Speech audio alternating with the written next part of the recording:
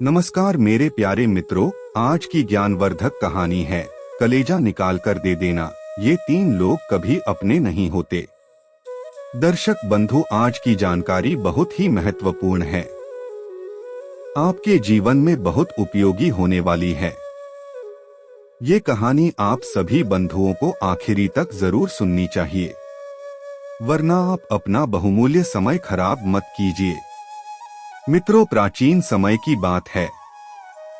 किसी नगरी में कीर्तिमान नाम का राजा राज्य करता था।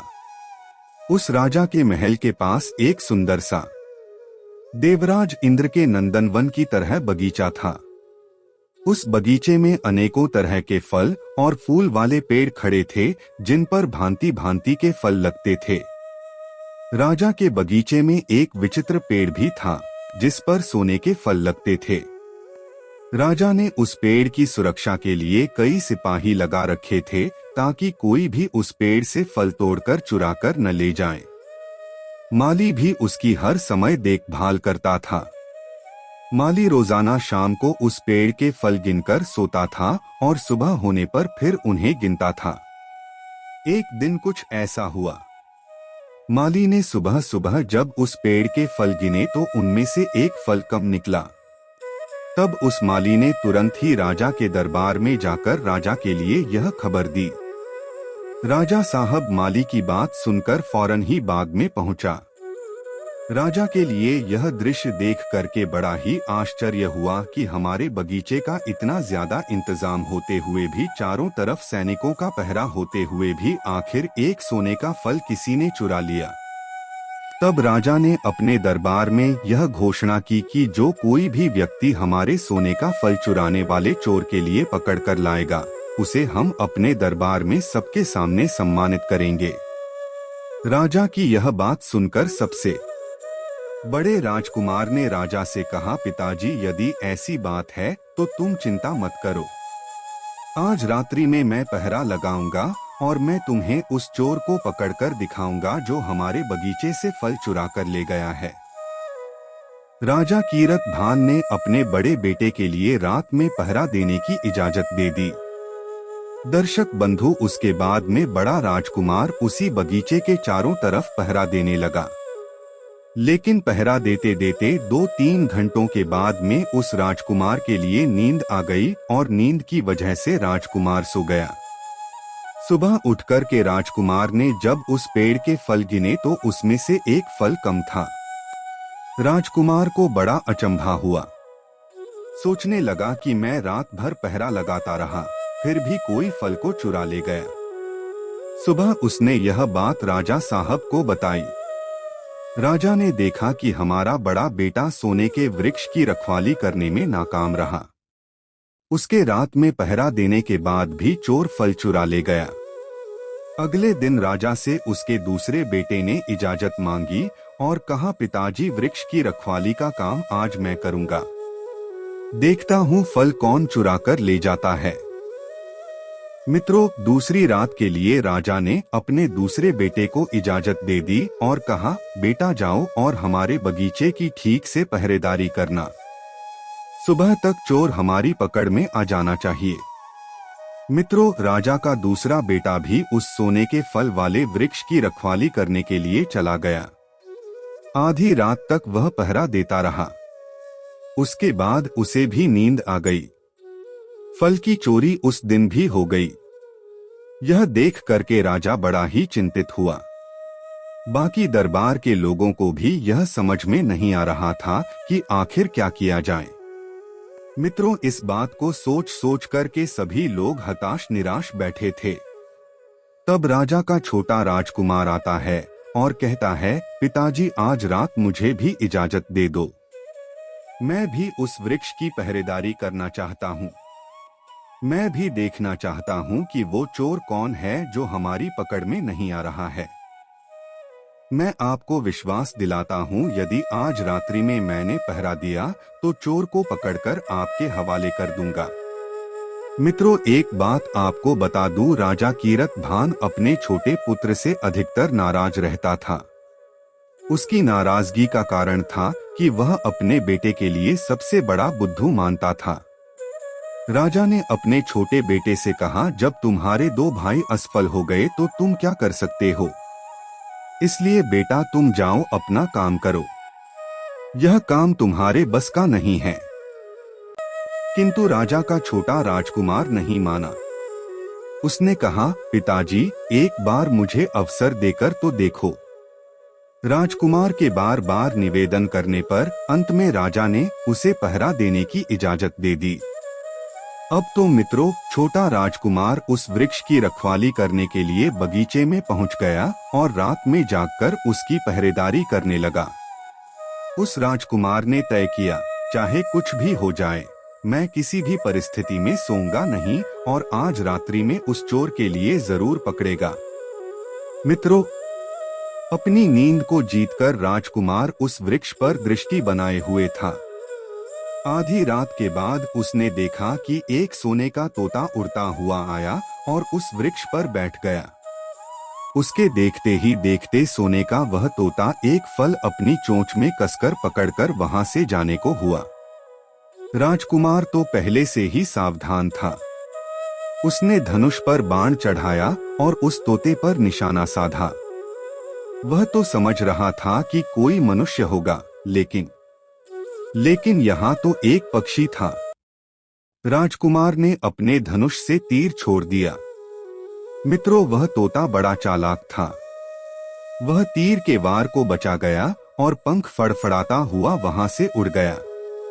तीर लगने से उस सुनहरी तोता का एक पंख टूटकर नीचे गिर पड़ा। राजकुमार ने वो पंख उठाकर अपनी जेब में रख लिया और सवेरा होते ही पूरी बात राजा साहब को बताई और सोने का पंख भी राजा साहब को दे दिया। सोने के पंख को निहारकर राजा बड़ा आश्चर्यचकित हुआ। वह उस पंख को देखकर उस पर मोहित हो गया। वह पंख को हाथ में लेकर देखता रहा। कहने लगा, पुत्रों, जब यह पंख इतना सुंदर है तो पूरा पक्षी कितना सुंदर होगा। ऐसा पक्षी तो हमारे राजमहल में होना चाहिए। वास्तव में हमारा राजमहल उस सोने के तोते से और भी अधिक सुशोभित हो जाएगा। राजा ने फौरन अपनी मन की इच्छा बताई और बोला, पुत्रों, अब मैं यह चाहता हूँ कि उस तोता को कोई पकड़कर लाए।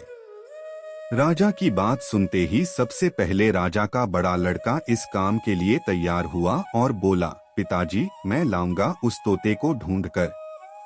इस प्रकार उस सुनहरे तोते को ढूंढने के लिए राजा कीरत भान का बड़ा बेटा जंगल की ओर चल दिया।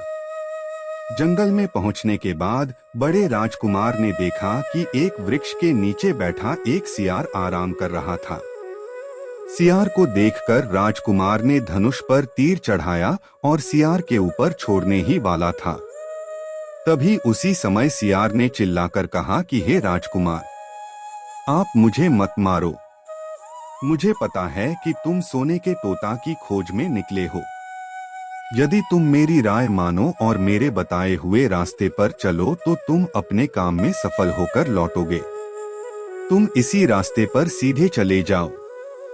आगे जाने पर तुम्हें एक गांव से पहले दो गुफाएं मिलेंगी। उनमें से एक गुफा बहुत ही सुंदर सजी धजी दिखाई देगी, जो दिखने में वही लुभावनी होगी। दूसरी गुफा उबड़ खाबड़ जहां जंगलों से युक्त होगी। लेकिन तुम उस सुंदर गुफा में प्रवेश मत करना। तुम उस झाड़ियों से युक्त गुफा में प्रवेश कर जाना।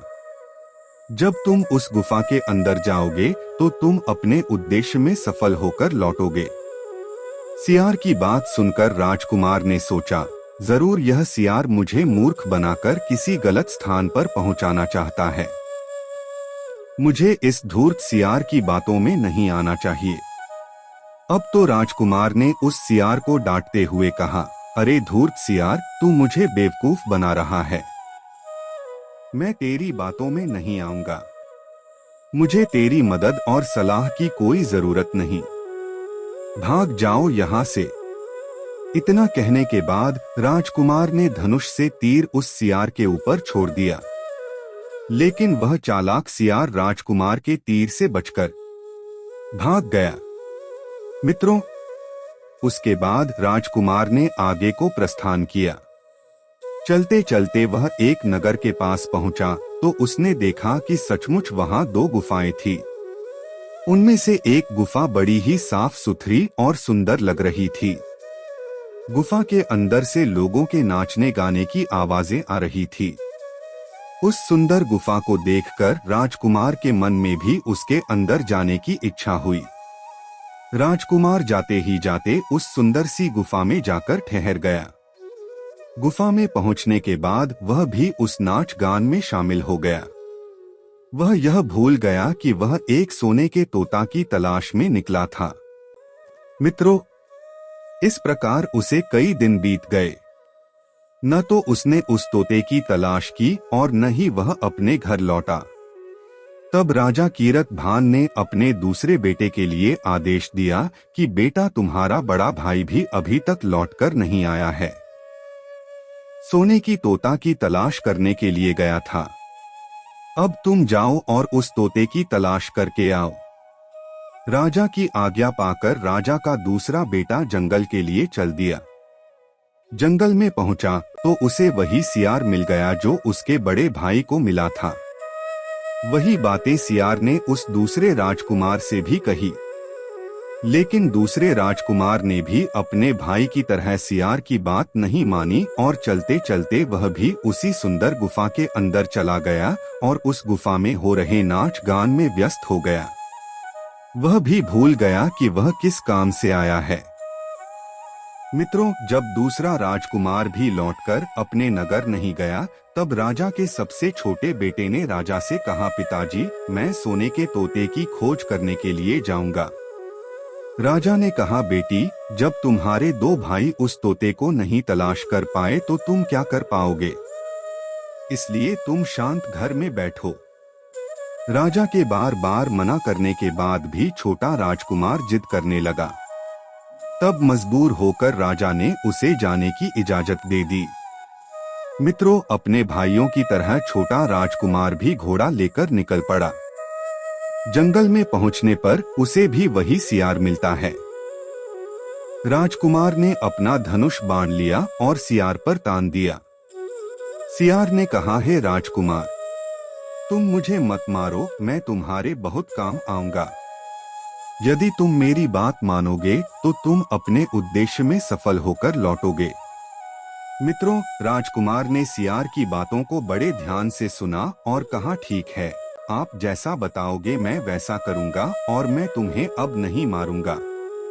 तब खुश होकर सियार कहता है, हे राजा की बेटी, तुम मुझे बहुत अच्छे इंसान मालूम पड़ती हूँ, क्योंकि तुमने मेरी बातों का मजाक नहीं उड़ाया और मुझ पर तीर भी नहीं चलाया। मैं तुमसे इसी बात से प्रसन्न हूँ। मुझसे जितनी हो सकेगी मैं तुम्हारी मदद करूंगा। चलो, मैं तुम्हें उस गुफा तक पहुंचा देता हूँ। आओ और मेरी पीठ पर बैठ जाओ। इस प्रकार वह सियार अपने आकार को और बड़ा कर लेता है। राजकुमार उसके ऊपर सवार हो गया।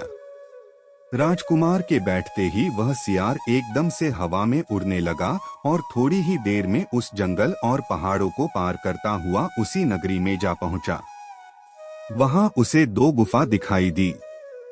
तब राजकुमार ने सियार की बात मानकर उस पुरानी गुफा में ही डेरा डाल दिया और वहीं अपने रहने का स्थान बना लिया।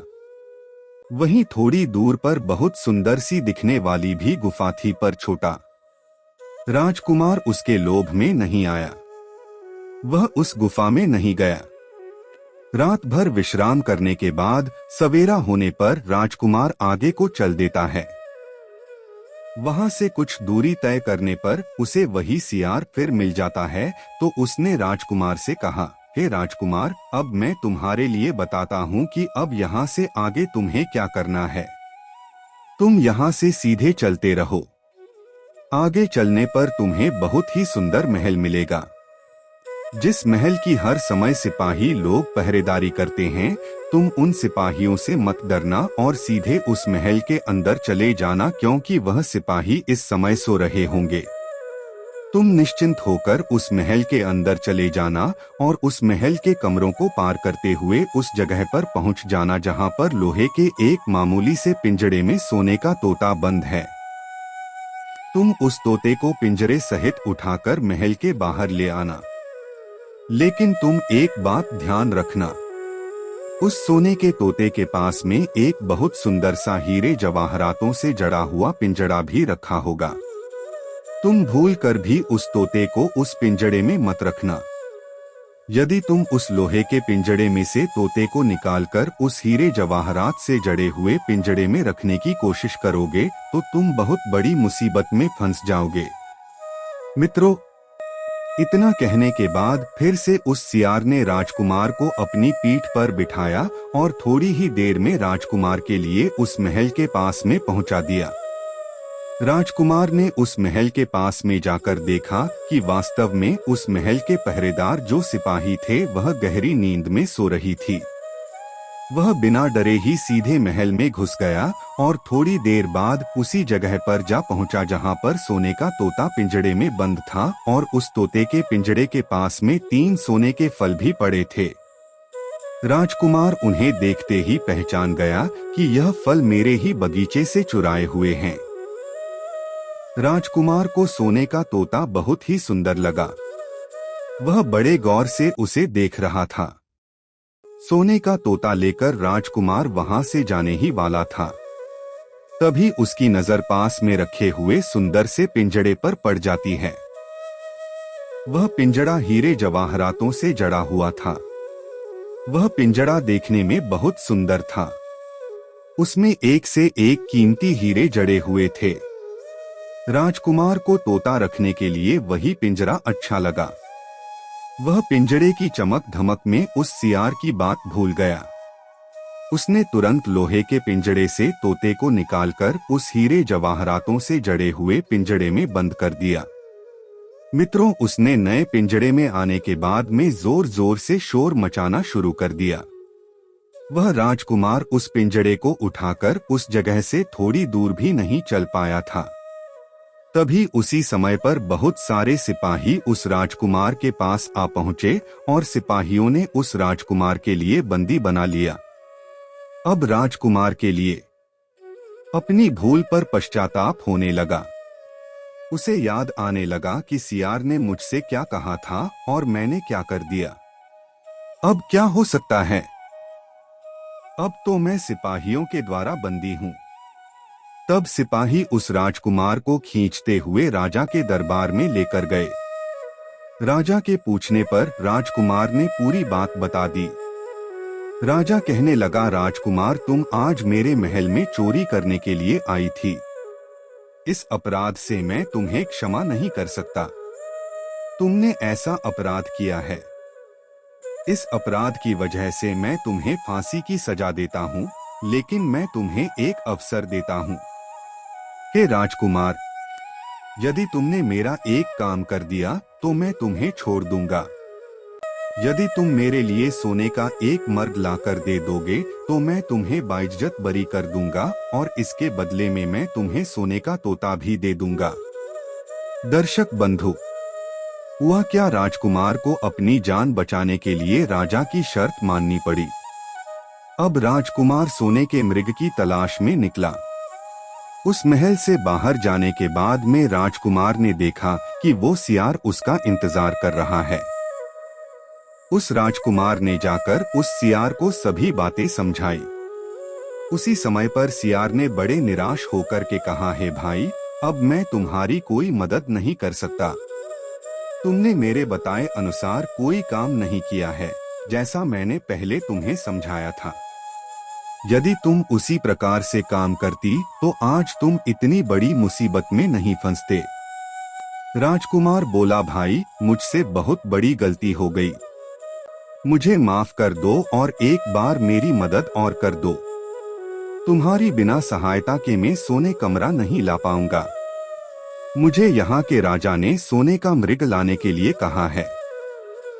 यदि मैंने ऐसा नहीं किया, सोने का मृग लाकर नहीं दिया, तो यहाँ का राजा मुझे सोने का तोता नहीं देगा और मुझे फांसी पर लटका देगा। तब सियार ने राजकुमार की बात सुनकर कहा, खैर भाई, मैं तुम्हें माफ कर देता हूँ। अब तुम एक काम करो, मेरे ऊपर सवार होकर तुम मेरे साथ सीधे चलो। यहाँ से कुछ दूर जाने के बाद दूसरे राज्य में तुम्हें एक महल मिलेगा। उस महल के पास एक बगीचे में तुम्हें सोने का मृग मिलेगा। उस बगीचे के नौकर चाकर सभी सो रहे होंगे। तुम चुपचाप जाना, उस सोने के मृग के लिए पकड़ कर ले जाना। लेकिन राजकुमार, एक बात याद रखना, उस मृग को बांधने के लिए वहीं 2 रस्सी पड़ी होंगी। उनमें से एक तो रस्सी पुरानी होगी और दूसरी सोने की रस्सी होगी। तुम उसे मेरा को साधारण रस्सी में बांध लेना। उस सोने की रस्सी को हाथ मत लगाना। उसके बाद तुम उसे मृग की पीठ पर सवार हो जाना, क्योंकि बुमराह घोड़े की तरह दौड़ता है। तुम उसे रथ को दौड़ाते हुए बगीचे से बाहर निकालना। राजकुमार ने कहा, भाई, इस बार मैं कोई गलती नहीं करूंगा। जैसा तुमने बताया है मैं वैसा ही करूंगा। मित्रों, तब सियार ने उस राजकुमार को अपनी पीठ पर बैठाया और कुछ ही क्षणों में उस राजकुमार को लेकर वह उस केले के बगीचे के पास में पहुंच गया। उस बगीचे के पास पहुंचते ही उस सियार ने उसे नीचे उतारा और फिर वहां से चला गया। तब राजकुमार सीधा उस किले के अंदर घूमता हुआ सीधे उस बगीचे में जाता है, तो किले में जाकर उसने देखा कि सभी नौकर चाकर सो रही हैं। फिर थोड़ी देर में वह राजकुमार उस महल के पास में जो बगीचा था, उस बगीचे में जब पहुंचा तो उस बगीचे में एक बहुत ही सुंदर सोने का मरा घूम रहा था। राजकुमार ने उस बगीचे में जाकर देखा, वह मेढक वास्तव में सोने का मृग था। राजकुमार ने इतना सुंदर मेढक कभी सपने में भी नहीं देखा था। राजकुमार ने आगे बढ़कर उस मदद के लिए पकड़ लिया। जब उसे लेकर उस बगीचे से बाहर निकलने वाला था तो उसकी नजर एक कोने में पड़ी हुई सोने की रस्सी पर गई। वह रस्सी दिखने में बहुत सुंदर लग रही थी और उसमें हीरे मोती चमचमा रही थी। उसके पास में एक और पुरानी सी साधारण रस्सी पड़ी हुई थी। इतनी सुंदर मिरर पर पुरानी साधारण सी रस्सी बांधना अच्छा नहीं लगेगा। राजकुमार सोने की रस्सी के लोभ में पड़ गया। उसने वह साधारण रस्सी को छोड़कर सोने की रस्सी उठा ली और उसके गले में बांधने लगा। मित्रों, हुआ क्या? वह मेरा उसी समय जोर जोर से चिल्लाने लगा। मृग की आवाज सुनकर महल के जो नौकर चाकर थे वे सब जाग गए। थोड़ी देर में उन सैनिकों ने उस राजकुमार के लिए बंदी बना लिया। तब सिपाहियों ने उस राजकुमार के हाथ बांधकर अपने राजा के सम्मुख पेश कर दिया। तब राजा ने सारी कहानी सुनकर कहा, यह युवक, तुमने मेरे सोने के मृग को चुराने की कोशिश की है, इसीलिए मैं तुम्हें फांसी की सजा का हुक्म देता हूँ। लेकिन राजकुमार, इससे पहले यदि तुम मेरा एक काम कर देते हो तो मैं छोड़ सकता हूँ। यहाँ से कुछ दूर पर एक हीरे जवाहरात से बना हुआ एक महल है और महल में एक बहुत ही सुंदर राजकुमारी रहती है। राजकुमार, यदि तुम मेरे लिए उस राजकुमारी को लाकर दे दूं तो मैं तुम्हारे प्राण छोड़ सकता हूं और तुम्हें उसके बदले में सोने का यह मृग भी दे दूंगा। दर्शक बंधु, अब वह राजकुमार फिर से एक नई मुसीबत में पड़ गया। राजकुमार को मजबूर होकर उस राजा की शर्त माननी पड़ी। अब राजकुमार वहां से हीरे जवाहरात से जड़े हुए उस महल की खोज में निकल पड़ता है। वहां से कुछ दूर निकलने पर उसे फिर वही सियार मिल जाता है। सियार कहने लगा, हे भाई, तुमने इस बार फिर से मेरी बातों के लिए नहीं माना। यदि तुम मेरी बातों के लिए मान जाती तो आज यह नई मुसीबत तुम्हारे आगे खड़ी नहीं होती। हे राजकुमार, अब मुझे तुम पर बहुत गुस्सा आ रहा है, फिर भी मैं तुम्हारी मदद जरूर करूंगा। मैं तुम्हें उस हीरे जवाहरात से जड़े हुए महल के पास पहुंचाऊंगा।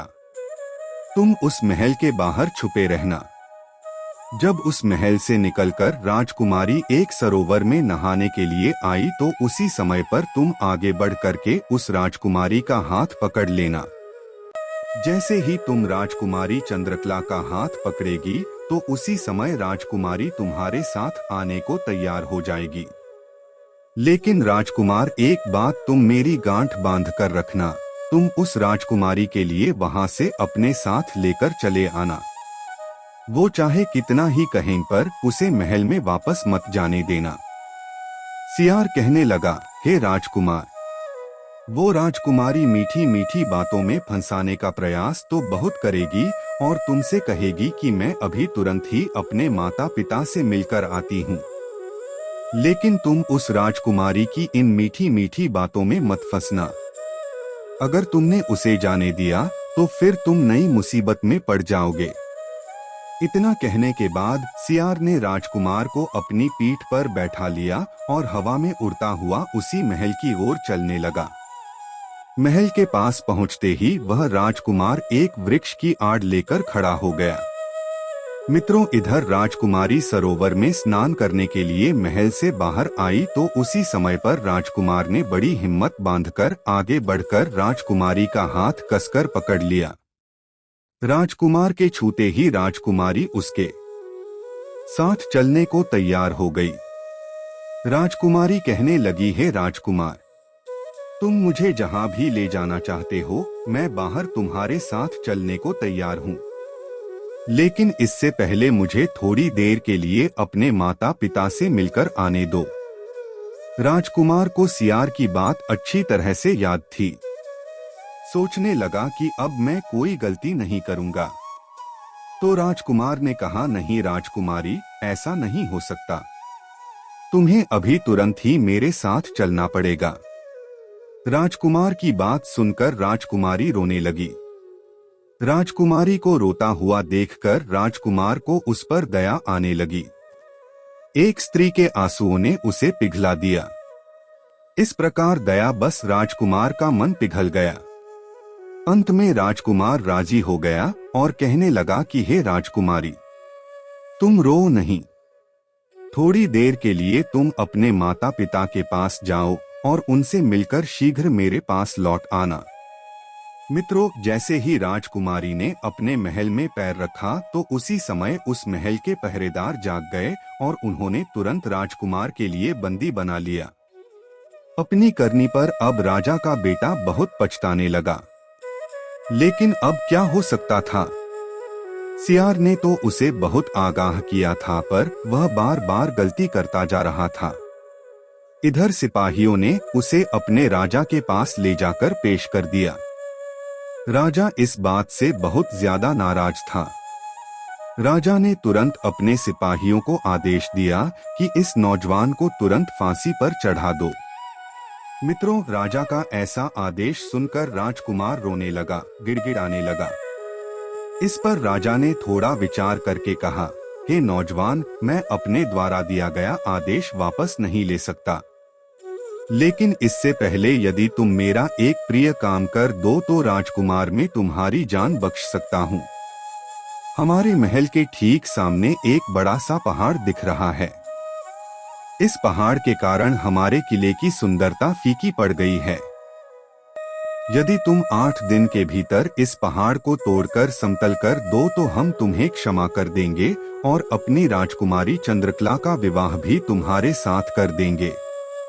मित्रों, तब राजा की बात सुनते ही वह राजा का बेटा उस महल से बाहर निकलने के बाद उस पहाड़ को देखने लगा। राजकुमार के हाथ में तलवार थी, लेकिन उसकी समझ में कुछ नहीं आ रहा था कि इतना विशाल पहाड़ है। 8 दिन में इस पहाड़ के लिए मैं कैसे तोड़ूंगा? राजा का बेटा सोच सोच कर बड़ा परेशान था। परंतु उधर उसके प्राण भी संकट में थे। इसलिए वह अपनी तलवार से ही धीरे धीरे करके उस पहाड़ को तोड़ने लगा। पहाड़ तोड़ते तोड़ते 7 दिन पूरे हो गए, परंतु वह पहाड़ का एक हिस्सा भी नहीं तोड़ पाया। राजकुमार थका हारा दुखी होकर बैठ गया और उसे अपनी करनी पर बहुत ज्यादा अफसोस होने लगा। राजकुमार मन ही मन कहने लगा, यदि मैंने उस सियार की बातों को मान लिया होता तो आज मेरे लिए कितना लाभदायक होता। उस सियार ने मुझे हर बार अच्छी से अच्छी सलाह दी और मैं हर बार उसके विपरीत चलता रहा। वह बैठा बैठा यही सोच रहा था। फिर अचानक से उसे अपने पैरों के पास में सियार की पूंछ हिलती हुई दिखाई दी। राजकुमार ने जब नजर उठाकर देखा, सचमुच वही सियार उसके सामने खड़ा था। सियार ने मुस्कुराते हुए कहा, कहिए राजकुमार, क्या हाल है? इस बार तुम्हारी मदद करने के लिए मेरी जरा भी इच्छा नहीं हो रही है, लेकिन मैं तुमको 7 दिनों से इस पहाड़ को तोड़ते हुए देख रहा हूं, इसलिए मुझे तुम पर तरस आ रहा है। मैं तुम्हारी मदद करने के लिए चला आया। जाओ, तुम जाकर के आराम करो, क्योंकि तुम पहाड़ तोड़ते तोड़ते थक चुके हो। तुम सो जाओ, तुम्हारा यह काम मैं कुछ ही घंटों में निपटा दूंगा। राजकुमार सियार की बात मानकर चुपचाप वहां से उठकर विश्राम करने के लिए चला गया। थोड़ी ही देर में राजकुमार के लिए नींद आ गई। सुबह के लिए जब राजकुमार सोकर उठा तो उसे अपनी आंखों पर भरोसा नहीं हुआ। उसने देखा कि बाहर कहीं उस पहाड़ का तो नामो निशान ही नहीं था। वहां महल का सुंदर दृश्य दिखाई दे रहा था। मित्रों, यह देखकर राजकुमार बड़ा प्रसन्न हुआ। वह सीधा वहां से राजा के दरबार में पहुंचा। तब राजा उसके काम से बहुत प्रसन्न हुआ। राजा ने तुरंत ही अपने वादे के अनुसार अपनी बेटी का विवाह उस राजकुमार के साथ कर दिया। जब राजकुमार उस सुंदर राजकुमारी चंद्रकला के साथ में कुछ दूर तक चला तो उसे रास्ते में फिर से वही सियार मिल गया। कहने लगा, बधाई हो राजकुमार। राजकुमारी चंद्रकला के साथ ही तुम्हें देखकर मुझे बहुत प्रसन्नता हो रही है, लेकिन अब तुम्हें सोने का मृग और सोने का तोता भी प्राप्त करना होगा, क्योंकि वह दोनों चीजें तुम्हारे ही मतलब की हैं। उन्हें प्राप्त करना अब तुम्हारे लिए कोई कठिन काम भी नहीं रहा है। तब राजकुमार सियासी कहने लगा, भाई, अब मुझे सोने का मृग और सोने का तोता कैसे मिल सकता है? क्योंकि अगर मैं सोने का मृग लूंगा तो बदले में राजकुमारी देनी पड़ेगी, सोने का तोता लूंगा तो सोने का मृग देना पड़ेगा। मैं तो राजकुमारी चंद्रकला के लिए भी उस राजा के लिए ले जा रहा हूँ। तब सियार ने कहा, नहीं तो मैं ऐसा काम भूलकर मत करना। राजकुमारी का तुम्हारे साथ विवाह हुआ है और अब ये तुम्हारी धर्म की पत्नी है। तुम इसे राजा को देना मत। तुम एक काम करो, तुम पहले राजकुमारी चंद्रकला को लेकर सोने के मृग वाले राजा के पास जाओ। राजकुमारी को देखते ही राजा प्रसन्न होकर तुम्हें सोने का मरक दे देगा। तुम उसी समय पर उस पर सवार हो जाना और सवार होने के बाद उन सभी लोगों से विदा मांगना और राजकुमारी से सबसे बाद में विदा लेना। जैसे ही तुम राजकुमारी चंद्रकला के पास विदा मांगने के लिए जाओ तो उसी समय राजकुमारी चंद्रकला का हाथ पकड़कर इस मृग पर बैठा लेना और फिर मेढक को वहां से दौड़ा देना। राजकुमार मेरा इतनी तेज गति से दौड़ता है कि उसे कोई घुड़सवार नहीं पकड़ सकता। जाओ, पहले तुम यह काम पूरा करो, उसके बाद मैं तुम्हें आगे का रास्ता बताऊंगा कि फिर आगे क्या करना है। मित्रों, राजा का बेटा अब तो सियार की योजना के अनुसार काम करने लगा। जिस राजा का सोने का मृग था उस राजा ने खुश होकर के उसे इनाम में सोने का मृग दे दिया। राजकुमार उस मेढक पर तुरंत ही सवार हो गया और राजा से वहां से जाने की विदा मांगने लगा। अंत में वह राजकुमार राजकुमारी को उठाकर उस नरक को तेज गति से दौड़ाता हुआ उस महल से बहुत दूर निकल गया। दर्शक बंधु, वह राजा अपना सा मुंह ताकते रह गया। इधर रास्ते में एक वृक्ष के नीचे वही सियार उसका इंतजार कर रहा था। राजकुमार को देखकर वह सियार कहने लगा, बहुत अच्छा राजकुमार, अब तुम यहाँ से जाने के बाद उस सोने के तोता के लिए भी प्राप्त करो। तुम यह मेरा लेकर सोने के तोता वाले राजा के पास जाओ। वह राजा समर्थ को देखकर बहुत प्रसन्न हो जाएगा और लोग प्रसन्नता में अक्सर गलतियां करते हैं। कहते हैं भय और खुशी के मौके पर लोग अच्छे बुरे का विचार त्याग देते हैं। उस समय सोच समझकर काम नहीं करते। तुम उस राजा के हाथ से पिंजरा ले लेना और जब वह सोने का मृग आपसे मांगे तो मृग की पीठ पर बैठकर वहां से छूमंतर हो जाना और ऐसे में कोई भी व्यक्ति तुम्हें पकड़ नहीं पाएगा। मित्रों, इस बार भी राजकुमार ने ठीक वैसा ही किया जैसा कि सियार ने बताया था। राजा का बेटा अपनी पत्नी के साथ जब उस राजा के पास पहुंचा तो उसने राजा से सोने का तोता मांगा। राजा ने उस तोते का पिंजड़ा राजकुमार के हाथ में पकड़ा दिया। वह तो यह समझ रहा था कि राजकुमार यह सोने का मृग मुझे देगा। राजकुमार ने उसे मृग तो नहीं दिया, उल्टा उस मरक को दौड़ा दिया। वह मृग हवा में उड़ने लगा। बेचारा राजा देखता ही रह गया। मित्रों, इस प्रकार आगे जाने पर राजकुमार को वही सियार फिर मिल गया। तब राजकुमार ने उस सियार से कहा, हे भाई, तुमने मेरे इतने लंबे सफर में बहुत मदद की है। तुम्हारी वजह से मुझे यह राजकुमारी, सोने का मरक और सोने का तोता मिल पाया है। तुम्हारे मुझ पर बहुत आसान है।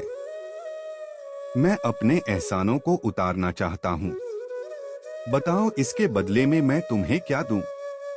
तब सियार बोला, राजकुमार, अगर तुम मुझे कुछ देना चाहते हो तो एक तीर चलाकर तुम मेरे प्राण ले लो, मुझे मार डालो।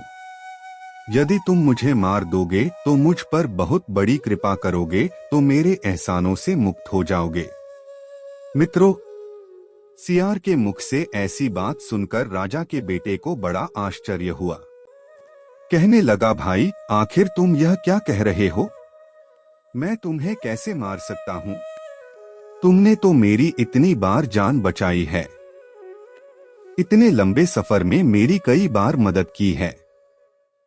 इसके बदले में तुम्हारी जान ले लूं? तुम मुझसे ज्यादा कृतघ्न इंसान कौन होगा? यह अपराध मैं नहीं कर सकता। मित्रों, राजकुमार की इन बातों को सुनकर कि सियार बड़ा आहत होता है। कहने लगा, हे भाई, यदि तुम मेरा यह छोटा सा काम नहीं कर सकते हो तो फिर ठीक है, जाओ। लेकिन याद रखना, मैं तुम्हारी भलाई के लिए तुम्हें 2 बातें बताता हूँ। मेरी इन 2 बातों को हमेशा याद रखना। पहली बात, तुम यहाँ से जाने के बाद किसी कुएं की दीवार पर मत बैठना। दूसरी बात, तुम ऐसे आदमी के लिए कभी धन खर्च मत करना जिसको फांसी लगने वाली हो। सियार की बात सुनकर राजकुमार कहने लगा, मित्र, कैसी बातें करते हो? मैं भला किसी कुएं की दीवार पर क्यों बैठूंगा? और मैं ऐसे आदमी के लिए धन खर्च क्यों करूंगा जिसको फांसी लगने वाली हो? मित्रों, इस प्रकार से होशियार राजकुमार को 2 बातें बताकर वहां से चला गया और वह राजा का बेटा भी अपनी पत्नी और सोने के तोता के साथ उस नरक की पीठ पर बैठकर आगे को चल देता है।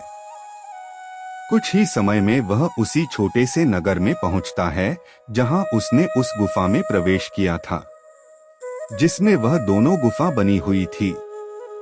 जैसे ही वह उस नगर में पहुंचा तो उस नगर के लोग राजकुमार को देखने के लिए बाहर निकल आए। उन्होंने देखा कि एक सोने के रथ के ऊपर एक राजकुमार और एक सुंदर राजकुमारी बैठे हैं। राजकुमार के हाथों में एक सोने का सुंदर तोता है। यह देखकर सब लोग आश्चर्यचकित रह गए। मित्रों, तब तक राजकुमार ने देखा कि उस नगर के बगीचे में एक जगह पर बहुत से लोग इकट्ठे बैठे थे और वहां पर कुछ शोर सा हो रहा था। राजकुमार के पूछने पर वहां के लोगों ने बताया कि वहां पर 2 लोगों के लिए फांसी देने की तैयारी हो रही है। नगर के लोगों की बात सुनकर राजकुमार उसी तरफ जाने लगा। वहां पहुंचने पर उस राजकुमार ने देखा कि जिन 2 लोगों को फांसी होने वाली थी वे उसी के दोनों बड़े भाई थे। वे लोग तब से लेकर अब तक उसी सजी हुई सुंदर गुफा में रह रहे थे और वह तरह तरह के बुरे कामों में लिप्त हो चुके थे। सुंदर सुंदर युवतियों के बीच रहकर उनका चरित्र बिगड़ गया था। शराब पीने वालों के साथ रहकर वे शराबी हो गए थे। जुआरी लोगों के साथ रहकर वे जुआ खेलने लगे थे। उनके पास जितना धन था वह सारा धन जुए में हार चुके थे। उन्होंने उस गुफा में रहते रहते नगर के लोगों से बहुत सारा पैसा भी मांग लिया था। इन्हीं सब बातों से परेशान होकर अब नगर के लोग उन दोनों राजकुमारों के लिए फांसी लगाने के लिए जा रहे थे। आखिर वह राजकुमार भला यह सब देखकर कैसे होने देता। उसने तुरंत जाकर के नगर के लोगों से कहा, हे भाइयों, आप मुझसे यह पैसे ले लो और इन लोगों के लिए छोड़ दो। उस छोटे राजकुमार के बार बार निवेदन करने पर नगर के लोगों ने पैसे लेकर उन्हें छोड़ने के लिए राजी हो गए। मित्रों, अब तो छोटा राजकुमार अपने दोनों भाइयों से मिलकर बहुत प्रसन्न हुआ और वे तीनों वहां से आगे के लिए चल दिए। वहां से कुछ दूर चलने पर जंगल में उन्हें एक कुआं दिखाई दिया। कुएं को देखकर बड़े राजकुमार ने कहा, चलो भाइयों, हम लोग बहुत दूर से चलकर आए हैं। इस कुएं के पास बैठकर थोड़ी देर आराम करते हैं। यहाँ पर कुछ जलपान करने के बाद हम लोग आगे के लिए प्रस्थान करेंगे। मित्रों, बड़े भाई की बात सुनकर के छोटा राजकुमार राजी हो गया। अब तक तो वह राजकुमार यह भूल चुका था कि उसने सियार से विदा लेते समय उसने क्या कहा था। मित्र, छोटा राजकुमार मिलक से उतरकर कुएं की दीवार पर बैठ गया और वहां बैठकर आराम करने लगा। तब उसके दोनों भाइयों ने मौका देखकर उसे कुएं में धकेल दिया। उसके बाद उन दोनों राजकुमारों ने राजकुमारी के लिए उसी सोने के मृग पर बैठाया और बाहर से सोने का पिंजड़ा लेकर उठकर चल दिए। अपने भाई को कुएं में धकेलकर वे दोनों अपने नगर लौट आए। घर लौटते समय उन्होंने राजा से आकर के कहा कि पिताजी, हम सोने के तोता को पकड़ कर ले आए हैं। इसी तोता ने हमारे बगीचे में से सोने की फल चुराई थी। इसके साथ साथ पिताजी हमें सोने के मृग को भी लेकर आए हैं और इस सुंदर राजकुमारी को भी। मित्रों, यह सुनकर राजा बड़ा प्रसन्न हुआ और नगर के लोगों ने भी इस बात की खुशी मनाई। लेकिन इस बात को सुनकर राजकुमारी खुश नहीं थी। वह राजकुमारी बराबर रोती रही। उसने तो धीरे धीरे करके खाना पीना भी छोड़ दिया। यहाँ तक कि उस मुर्गी ने भी खाना पीना छोड़ दिया। वह सोने का तोता भी उदास रहने लगा। तब राजा ने बहुत कोशिश की, लेकिन राजा के बार बार कोशिश करने पर भी न तो वह राजकुमारी खुश हुई और न ही सोने कमरा। उसने भी कुछ नहीं खाया पिया। तोते ने भी नहीं कुछ खाया। उधर छोटा राजकुमार तो उस कुएं में पड़ा था। उसकी जो दो सगे भाई थे वे उसे कुएं में धकेल आए थे, लेकिन भगवान की कृपा से वह मरा नहीं था, क्योंकि उस कुएं में डूबने लायक पानी नहीं था। वह बेचारा कुएं में पड़ा पड़ा अपने भाग्य को कोस रहा था। तब उसे उसी सियार की बात याद आई और वह सियार की बात याद करके बहुत पछताने लगा। कहने लगा, यदि मैंने उस सियार की बात आज मानी होती तो इतनी बड़ी मुसीबत में नहीं पड़ता। मित्रों, उधर राजकुमार ने जैसे ही उस सियार को याद किया तो वह सियार उसी क्षण प्रकट हो गया। सियार कहने लगा, भाई, मैंने तुम्हें बार बार समझाया था, मगर तुम मेरी बातों को भूल जाती थी। मैंने तुमसे कहा था कि किसी कुएं की दीवार पर मत बैठना और ऐसे लोगों की मदद मत करना जिनको फांसी होती हो।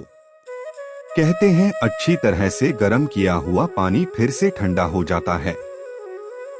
उसी तरह दुष्ट लोग चाहे कितना ही अच्छा बनने का ढोंग करें, पर समय पर वे अपनी नीचता दिखाई देते हैं। बुद्धिमान लोगों का मानना है कि दुष्ट के साथ दुष्टता से ही पेश आना चाहिए। नीम की जड़ में दूध डालने से उसमें मिठास नहीं आती, चाहे कलेजा निकाल कर रख देना। पर ये तीन लोग कभी अपने नहीं हो सकते। नंबर 1, जिसे किसी व्यसन की लत लग जाती है, जैसे जुआ, शराब, गांजा, चरस आदि की और दुष्ट नारियों के झूठे प्रेम में पड़ जाता है, वह अपनों को भी भुला देता है। नंबर 2, झूठ बोलकर धन कमाने वाला, धन का अत्यंत लालची। नंबर 3, वेश्याएं और चापलूसी करने वाला पहले का शत्रु। ये कभी अपनी नहीं होती। इन्हें अपना समझने वाला महामूर्ख कहलाता है। मेरी बातों को खैर तुमने नहीं माना। मैं आखिरी बार तुम्हारी मदद करता हूँ। लो राजकुमार, मैं तुम्हारे लिए छोटी सी रस्सी डालता हूँ।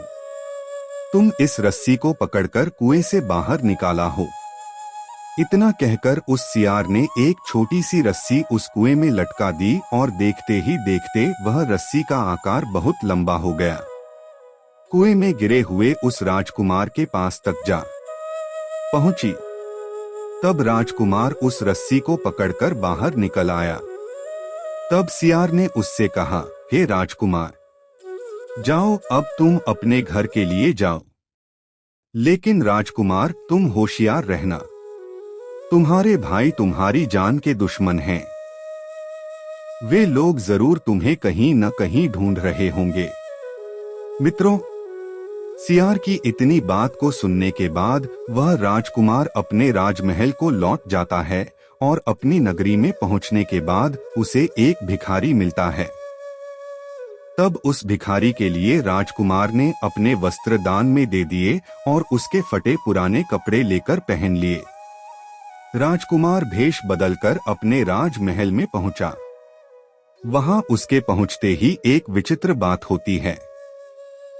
जैसे ही वह राजकुमार अपने महल में पहुंचा तो उसे देखते ही सोने का मृग जो था वह एकदम से आवाज देने लगा ही नहीं आने लगा और दाना पानी भी खाने लगा। अब तो सोने का तोता भी खुशी से आवाजें करने लगा और वह भी खाने पीने लगा। राजकुमारी ने भी अपने आंसुओं को पोंछ डाला। उसके चेहरे पर खुशी झलक आई। मित्रों, राजा की समझ में कुछ नहीं आ रहा था कि ये सब क्या हो रहा है। राजा ने राजकुमारी से इस बात का कारण पूछा तो राजकुमारी कहने लगी, महाराज, मैंने आपके लिए पहले ही सारी कहानी बता दी थी। आपके बड़े और मझले राजकुमार ने आपके छोटे बेटे के साथ बहुत बड़ा धोखा किया है। इन्होंने आपके लिए भी धोखा दिया है, लेकिन आपका छोटा राजकुमार यहाँ पर आ पहुँचा है, जिसे देखकर मुझे बहुत ज्यादा प्रसन्नता हो रही है। इसी राजकुमार के साथ में मेरा विवाह हुआ है और मैं अपने जीवन में इस राजकुमार के साथ ही सुखी रह सकती हूँ। राजा ने पूछा, वह कहाँ है पुत्री? तब जो व्यक्ति मैले कुचैले फटे पुराने कपड़े पहने था, राजकुमारी ने उसी की तरफ इशारा कर दिया और कहा, हे महाराज, यह रहा आपका छोटा राजकुमार। मित्रों, देखते ही देखते राजा ने अपने छोटे बेटे को पहचान लिया। अब तो राजा की अपने छोटे बेटे के प्रति विचार बदल गई। पहले वह उसे बुद्धिहीन मानता था, लेकिन अब वह उसे बड़ा समझदार और बहादुर मानने लगा। अपने छोटे बाले लड़के से बहुत ज्यादा प्रेम करने लगा। उसके बाद में राजा ने उस राजकुमार के लिए अपना राज सिंहासन सौंपने का निश्चय कर लिया। बड़े और मझले राजकुमार ने अपने छोटे भाई के लिए धोखा दिया था, महाराज को भी धोखा दिया था। इस बात से महाराज उन दोनों से बहुत ज्यादा नाराज थे। राजा ने उन दोनों के लिए अपने राज्य से निकाल दिया। इसके बाद में बड़ी हंसी खुशी के साथ में धूमधाम के साथ में राजकुमारी का उस राजकुमार के साथ विवाह हुआ और दोनों आनंद पूर्वक रहने लगे। मित्रों, राजकुमार सियार के लिए नहीं भूल पाया जिसने उसकी सहायता की थी। एक दिन समय निकाल करके वह जंगल में उसी सियार की तलाश में निकला। बहुत ढूंढने के बाद उसने एक पेड़ के नीचे सियार को बैठा पाया। उस समय सियार जो था वह बेचारा बहुत उदास था और वह सियार पहले से और भी ज्यादा दुबला पतला हो चुका था। राजकुमार को देखते ही सियार ने तुरंत उसे पहचान लिया और कहा, कहिए राजकुमार, आज आप इधर कैसे घूम पड़े? तब राजकुमार ने जवाब दिया, सियार भाई, आज मैं तुम्हें ढूंढने आया था तो मिल गई। चलो तुम मेरे साथ चलो, मेरे साथ आराम से रहना। वहां तुम्हें किसी तरह की कोई तकलीफ नहीं होगी। यहाँ तो जंगल में तुम्हें खाने पीने की भी दिक्कत है और शिकारियों का भी डर भी बना रहता है। सियार ने जवाब दिया, नहीं राजकुमार, मैं यहीं पर ठीक हूँ और भला अब तुम्हें मेरे दुख से क्या लेना देना। अब तुम्हारा काम जो था वह निकल गया। अब तुम सुखी रहो, अपने राज्य में रहो। तब राजकुमार कहने लगा, नहीं मित्र, तुमने मुझ पर बड़ा उपकार किया है। इसके बदले में मैं तुम्हारे लिए कुछ देना चाहता हूँ। तुम्हें अपने साथ में रखना चाहता हूँ, अपने पास। तुम्हें देखने के बाद राजकुमारी भी बहुत ज्यादा प्रसन्न होगी। वह भी तुमसे मिलना चाहती है। तब सियार ने कहा, भाई, यदि तुम वास्तव में मुझे कुछ देना चाहते हो तो तुम मेरा एक काम कर दो। मैंने तुमसे पहले भी कहा था कि तुम तीर चलाकर मुझे मार दो, इसी से मेरा लाभ होगा। असल में मैं एक जादूगर ने मुझ पर जादू कर दिया है। मैं सियार नहीं हूँ। मुझे जादू के प्रभाव से सियार बना दिया है। मैं तो उसी देश का राजकुमार हूँ जहाँ की राजकुमारी से तुम्हारा विवाह हुआ है। असल में यह राजकुमारी जो तुम्हारी पत्नी है, यह मेरी छोटी बहन है। यदि तुम तीर चलाकर मुझे मार दोगी तो आज उस जादू से हमेशा हमेशा के लिए मुझे मुक्ति मिल जाएगी और उसके बाद में फिर से मैं अपने देश के लिए लौट जाऊंगा। मित्रों, राजकुमार को सियार की यह बात सुनने के बाद बड़ा आश्चर्य होता है। उसने तुरंत ही अपने धनुष पर तीर चढ़ाया और सियार के ऊपर छोड़ दिया। उस तीर के लगते ही वह सियार मर गया और उसी समय एक सुंदर सा राजकुमार प्रकट हो गया। फिर भी दोनों राजकुमार आपस में गले मिले और महलों के लिए वापस लौट आए। अपने भाई को देखकर राजकुमारी भी बहुत प्रसन्न होती है।